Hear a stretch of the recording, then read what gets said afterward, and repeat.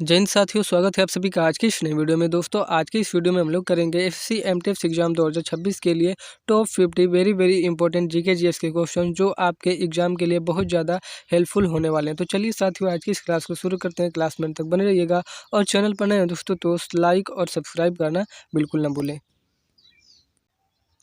प्रश्न नंबर 1 है दोस्तों कि भारत में राष्ट्रीय विज्ञान दिवस मनाया जाता है। तो राष्ट्रीय विज्ञान दिवस भारत में किस दिन मनाया जाता है? तो 28 फरवरी को मनाया जाता है राष्ट्रीय विज्ञान दिवस। ऑप्शन नंबर इसका ए राइट आंसर हो जाएगा, 28 फरवरी को मनाया जाता है। अगला क्वेश्चन है दोस्तों कि भारत में योजना आयोग की जगह किसने ली है? तो भारत में दोस्तों योजना आयोग की जगह ली है नीति आयोग ने। राइट आंसर है इसका option number A NITI Aayog ने। दोस्तों, मैं आपको बता दूं कि योजना आयोग की स्थापना कब हुई थी? तो योजना आयोग की स्थापना हुई थी कब? 1950 में हुई थी योजना आयोग की स्थापना, ठीक है, भारत में। और नीति आयोग की स्थापना कब हुई थी? तो नीति आयोग की स्थापना हुई थी 2015 में, ठीक है, ये भी आपको याद रखना है, ज़्यादा इंपॉर्टेंट है। नेक्स्ट है कि नोबेल पुरस्कार की शुरुआत किसने की? तो नोबेल पुरस्कार की शुरुआत दोस्तों अल्फ्रेड नोबेल ने करी थी। राइट आंसर इसका option number B, Alfred Nobel ने नोबेल पुरस्कार की शुरुआत की थी, ठीक है। वह पहले भारतीय कौन है दोस्तों जिन्हें नोबेल पुरस्कार मिला था, ठीक है। यदि आपको पता है तो उसका आंसर आपको कमेंट बॉक्स में बताना है कि प्रथम भारतीय कौन है जिन्हें कि नोबेल पुरस्कार से सम्मानित किया गया था। नेक्स्ट है कि पानीपत के प्रथम युद्ध में बाबर ने किसे हराया, ठीक है। तो बाबर ने हराया था पानीपत के प्रथम युद्ध में इब्राहिम लोदी को। राइट आंसर इसका ऑप्शन नंबर ए, प्रथम पानीपत के युद्ध में बाबर ने इब्राहिम लोदी को हराया था। पानीपत का प्रथम युद्ध दोस्तों कब हुआ था? तो 1526 में हुआ था पानीपत का प्रथम युद्ध। पानीपत का दूसरा युद्ध कब हुआ था? तो 1556 में हुआ था। और 1526 में पहला युद्ध हुआ था। और 1761 में दोस्तों पानीपत का तीसरा युद्ध हुआ था, ठीक है। नेक्स्ट है कि बक्सर के युद्ध के समय अवध का नवाब कौन था? तो बक्सर का जिस समय युद्ध हुआ था, कब हुआ था? तो 1764 में हुआ था बक्सर का युद्ध। उस समय दोस्तों अवध के नवाब कौन थे? तो शुजाउद्दौला थे। राइट आंसर इसका ऑप्शन नंबर बी, शुजाउद्दौला थे। नेक्स्ट है दोस्तों, बाबर किस वंश का संस्थापक था? तो बाबर था मुगल वंश का संस्थापक। राइट आंसर है इसका option number D, Babur Mughal वंश का संस्थापक था।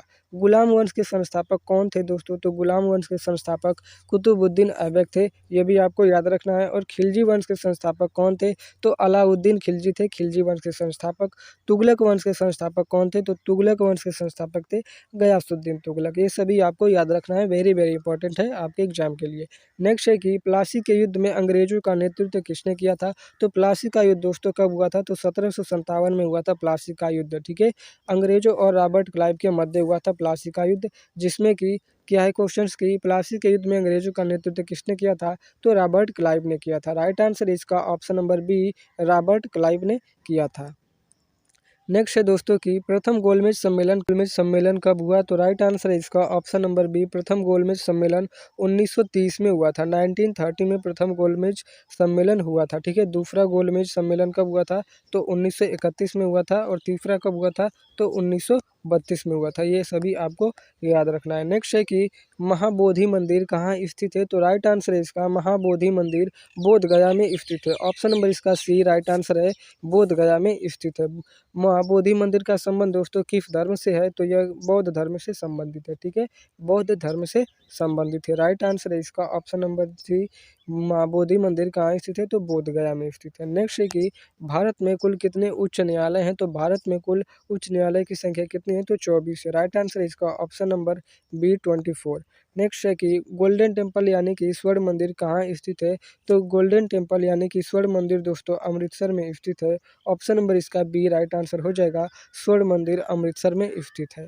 नेक्स्ट है कि फुटबॉल में गोल पोस्ट की ऊंचाई कितनी होती है? तो फुटबॉल में गोल पोस्ट की ऊंचाई होती है दोस्तों 8 फीट। ऑप्शन नंबर इसका सी राइट आंसर हो जाएगा, फुटबॉल में गोल पोस्ट की ऊंचाई कितनी होती है? तो 8 फीट होती है। फुटबॉल में दोस्तों खिलाड़ियों की संख्या कितनी होती है? तो 11 खिलाड़ी होते हैं फुटबॉल में। नेक्स्ट है कि भारत में जीएसटी लागू हुआ। तो भारत में जीएसटी 1 जुलाई 2017 को लागू हुआ था, ठीक है। राइट आंसर इसका ऑप्शन नंबर सी, 1 जुलाई 2017 में जीएसटी लागू किया गया था भारत देश में।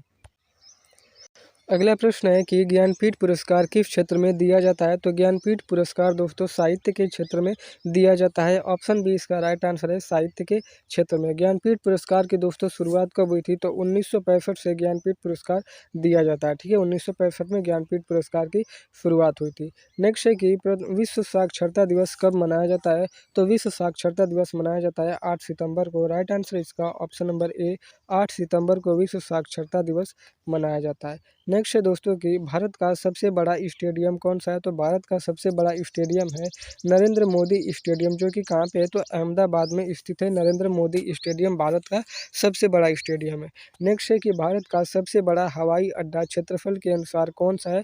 तो भारत का सबसे बड़ा हवाई अड्डा है राजीव गांधी अंतर्राष्ट्रीय हवाई अड्डा, जो कि कहाँ पे है, हैदराबाद में स्थित है। ऑप्शन इसका बी राइट आंसर हो जाएगा, राजीव गांधी अंतर्राष्ट्रीय हवाई अड्डा। नेक्स्ट है कि साइमन गो बैक नारा सबसे पहले कहाँ पे लगा था। तो राइट आंसर है दोस्तों इसका लाहौर में लगा था साइमन गो बैक का नारा। ठीक है, जब दोस्तों साइमन कमीशन भारत में 1928 में पहली बार आया था, तभी यह नारा लगा था लाहौर में। ठीक है, साइमन गो बैक का नारा। नेक्स्ट है कि तुम मुझे खून दो मैं तुम्हें आज़ादी दूंगा, किसका कथन है। तो दोस्तों यह कथन है सुभाष चंद्र बोस जी का। ऑप्शन नंबर इसका बी सही जवाब है, सुभाष चंद्र बोस जी ने यह कहा था कि तुम मुझे खून दो मैं तुम्हें आज़ादी दूंगा। नेक्स्ट है कि लाला लाजपत राय का उपनाम क्या था। तो लाला लाजपत राय का उपनाम था पंजाब केसरी। ठीक है, पंजाब केसरी के नाम से किसे जाना जाता है। तो लाला लाजपत राय जी को जाना जाता है। ऑप्शन नंबर इसका ए राइट आंसर है। नेक्स्ट है दोस्तों कि रोहित शर्मा को किस उपनाम से जाना जाता है। ऑप्शन है इसका हिटमैन, ऑप्शन बी है शान, सी है द बॉस और डी है रो के नाम से। तो इसका आंसर दोस्तों आप लोगों को कमेंट बॉक्स में देना है कि रोहित शर्मा को किस नाम से उपनाम से जाना जाता है। ठीक है, नेक्स्ट है दोस्तों कि हॉली सिटी किसे कहा जाता है। तो हॉली सिटी यानी कि पवित्र शहर कहा जाता है बनारस को। ठीक है, राइट आंसर इसका ऑप्शन नंबर डी, बनारस को पवित्र शहर हॉली सिटी कहा जाता है। अगला प्रश्न है दोस्तों कि सूर सागर किसकी रचना है। तो सूर सागर रचना है सूरदास जी की। ऑप्शन नंबर इसका ए सही जवाब है, सूर सागर किसकी रचना है। तो सूरदास जी की रचना है। नेक्स्ट है कि भारत में पहली जनगणना कब हुई थी। तो भारत में पहली जनगणना हुई थी दोस्तों 1872 में। ठीक है, 1872 में भारत में पहली जनगणना हुई थी। नेक्स्ट है कि विश्व व्यापार संगठन यानी कि डब्ल्यूटीओ का मुख्यालय कहाँ पे है। तो विश्व व्यापार संगठन डब्ल्यूटीओ का मुख्यालय है जिनेवा में। राइट आंसर इसका ऑप्शन नंबर ए, जिनेवा में विश्व व्यापार संगठन का मुख्यालय है। अगला क्वेश्चन है दोस्तों कि चीन की मुद्रा क्या है। तो चीन की मुद्रा है युआन। ऑप्शन नंबर इसका बी राइट आंसर हो जाएगा, चीन की मुद्रा युआन है। ठीक है, येन किसकी मुद्रा है। तो येन है जापान देश की मुद्रा। ठीक है, जापान की मुद्रा क्या है, येन है। ठीक है, चीन की क्या है, तो युआन है। डॉलर कहाँ की है, तो अमेरिका की, यूएसए की है। और रुपया कहाँ की है, तो रुपया भारत देश का है। ठीक है, नेक्स्ट है दोस्तों कि भारत का पहला सौर मिशन क्या कहलाता है। तो भारत का पहला सौर मिशन कहलाता है आदित्य 11। ऑप्शन नंबर इसका बी राइट आंसर हो जाएगा, आदित्य 11। अगला क्वेश्चन है दोस्तों कि 2025 में भारत की जीडीपी ग्रोथ अनुमानित कितनी रही। तो 2025 में दोस्तों भारत की जो जीडीपी रेट है वह अनुमानित कितनी है। तो लगभग है 7.2%। ठीक है, राइट आंसर इसका ऑप्शन नंबर 2, भारत की जीडीपी 2025 में कितनी रही। तो 7.2% रही। नेक्स्ट है दोस्तों कि मनुष्य के शरीर में पाचन क्रिया किस अंग में शुरू होती है। तो मनुष्य के शरीर में पाचन की क्रिया मुख से शुरू होती है। ऑप्शन नंबर इसका बी राइट आंसर है, मुख से शुरू होती है पाचन की क्रिया। अगला प्रश्न है दोस्तों, पौधों में प्रकाश संश्लेषण की क्रिया किस कोशिकांग में होती है। तो पौधों में प्रकाश संश्लेषण की क्रिया होती है क्लोरोप्लास्ट में। राइट आंसर इसका ऑप्शन नंबर बी, क्लोरोप्लास्ट यानी कि हरित लवक में होती है, पत्तियों में। नेक्स्ट है दोस्तों कि निम्नलिखित में से कौन सा ग्रह सौरमंडल का सबसे बड़ा ग्रह है। तो सौरमंडल का सबसे बड़ा ग्रह है दोस्तों बृहस्पति ग्रह। ठीक है, ऑप्शन नंबर इसका ए राइट आंसर है, बृहस्पति ग्रह सौरमंडल का सबसे बड़ा ग्रह। दोस्तों वीडियो अच्छी लगी तो प्लीज़ वीडियो को लाइक कर दीजिएगा, चैनल पर नए हैं तो सब्सक्राइब करिएगा, दोस्तों के साथ शेयर भी जरूर करिएगा। नेक्स्ट है कि किस विटामिन की कमी से रतौंधी होती है। तो रतौंधी होती है यानी कि नाइट ब्लाइंडनेस विटामिन ए की कमी से। ठीक है, राइट आंसर इसका option number A, vitamin A की कमी से रतौंधी होता है। विटामिन बी की कमी से कौन सा रोग होता है। तो बेरी होता है। विटामिन सी की कमी से स्कर्वी होता है और विटामिन डी की कमी से रिकेट्स रोग होता है। अगला क्वेश्चन है दोस्तों कि विद्युत धारा की इकाई क्या है? तो विद्युत धारा की इकाई है एम्पियर। राइट आंसर है इसका ऑप्शन नंबर सी। विद्युत धारा की इकाई क्या है? एम्पियर है, एम्पियर। ठीक है। वोल्ट किसकी इकाई है? तो विभवांतर का मात्रक या फिर इकाई होता है वोल्ट। ओम किसका है? तो ओम है प्रतिरोध का। और वाट किसका है? तो वाट है शक्ति का, पावर का। नेक्स्ट है कि निम्नलिखित में से किस धातु को तरल धातु कहा जाता है? तो तरल धातु कहा जाता है दोस्तों पारा को। राइट आंसर है इसका ऑप्शन नंबर बी। पारा को तरल धातु भी कहा जाता है। अगला क्वेश्चन है कि मानव शरीर में रक्त का शुद्धिकरण किस अंग में होता है? तो मानव शरीर में दोस्तों रक्त का शुद्धिकरण किस अंग में होता है? तो गुर्दे में होता है, यानी कि किडनी में होता है। राइट आंसर है इसका ऑप्शन नंबर सी। किडनी में रक्त का शुद्धिकरण होता है। अगला क्वेश्चन है दोस्तों कि प्रकाश की गति कितनी होती है? तो प्रकाश की गति होती है 3 × 10⁸ ठीक है। 3 × 10⁸ मीटर प्रति सेकेंड होती है प्रकाश की गति।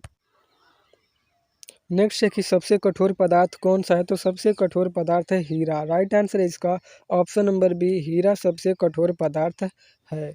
नेक्स्ट है दोस्तों कि पौधे किस गैस को अवशोषित कर प्रकाश संश्लेषण करते हैं? तो पौधे और कार्बन डाइऑक्साइड गैस को। ठीक है। कार्बन डाइऑक्साइड गैस को पौधे अवशोषित करके प्रकाश संश्लेषण की क्रिया को करते हैं। ठीक है, सूर्य के प्रकाश की उपस्थिति में। नेक्स्ट है दोस्तों, निम्नलिखित में से कौन सा विटामिन सूर्य की किरणों से प्राप्त होता है? तो विटामिन डी सूर्य की किरणों से प्राप्त होता है। राइट आंसर है इसका option number D. Vitamin D प्राप्त होता है सूर्य की किरणों से। अगला क्वेश्चन है दोस्तों कि वायुमंडल में सबसे अधिक मात्रा में पाई जाने वाली गैस कौन सी है? तो वायुमंडल में अधिक मात्रा में पाई जाने वाली गैस कौन सी है? तो नाइट्रोजन है। जो कि कितनी प्रतिशत पाई जाती है? तो 78% पाई जाती है नाइट्रोजन गैस वायुमंडल में। अगला क्वेश्चन है, आवर्त सारणी के जनक कौन थे? तो आवर्त सारणी के जनक कौन थे? तो मेंडलीफ थे। राइट आंसर इसका ऑप्शन नंबर सी। मेंडलीफ आवर्त सारणी के जनक थे। क्वेश्चन नंबर 44 है दोस्तों कि दूध से दही बनाने में कौन सा जीवाणु सहायक है? तो दूध से दही बनाने में सहायक है लैक्टोबैसिलस नामक जीवाणु। राइट आंसर है इसका ऑप्शन नंबर ए। लैक्टोबैसिलस नामक जीवाणु दूध से दही बनाने में सहायक होता है। लास्ट क्वेश्चन है दोस्तों कि डीएनए का डबल हेलिक्स मॉडल किसने प्रस्तावित किया था? तो डीएनए का डबल हेलिक्स मॉडल प्रस्तावित किए थे वाटसन और क्रिक ने। राइट आंसर है इसका ऑप्शन नंबर बी। वाटसन एवं क्रिक ने। मिलते हैं दोस्तों अगले वीडियो में, तब तक के लिए जय हिंद, वंदे मातरम।